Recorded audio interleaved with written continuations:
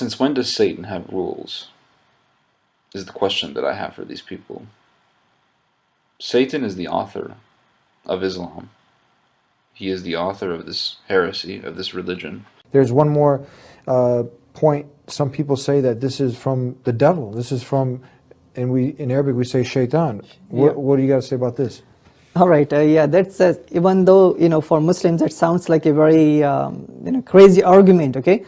But for according to some Christians and whatever, they do make that accusation, by the way. But this is deep. I mean, if you think about this, because you're already acknowledging that this is something superhuman. This is not.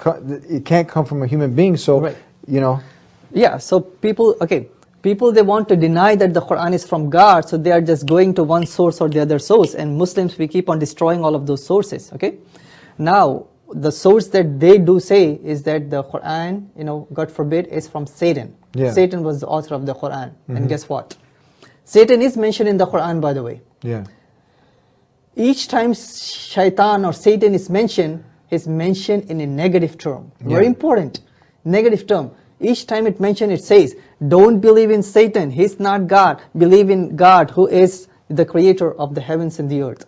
Okay? And it says on the top of it, any time that you're going to recite the Quran, A'udhu billahi minash shaitanir rajim. That means, I seek refuge in Allah from the accursed Satan. Alright? So Satan is being rebuked in the Quran. He is being called as an enemy of humanity, and he's being labeled in very, very negative terms anytime that he's been mentioned. So why would Satan would make people go towards God and away from himself? Doesn't make sense. That's against the way Satan acts. So for Satan to be the mastermind now, this is again a silly argument that if you look at it, this is dismantled quickly, because we as Muslims, ones who submit to the will of God, are seeking refuge with the Creator from the Satan. Right, and Satan was a jinn. Okay, jinns are created beings, and with that, Satan is not all-knowing.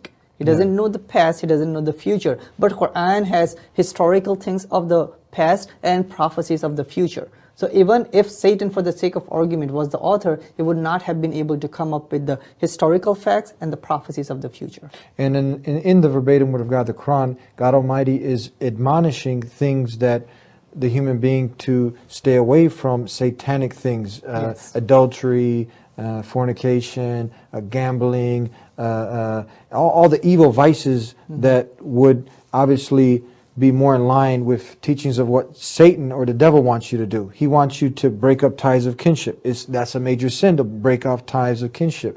He wants you to go and cheat on your wife. That's a major sin in Islam. He wants you to set up gods besides the one God. That's something that'll put you in a hellfire forever, but it doesn't fit. It's unfathomable. That's for people to ponder, right? I mean, humanity, we are going through so many problems, right? And Satan would be calling humanity towards indulging in sin and evil. Quran says that do not take alcohol or intoxicants. And intoxicants is one of, it says that it is a handiwork of Satan. All right?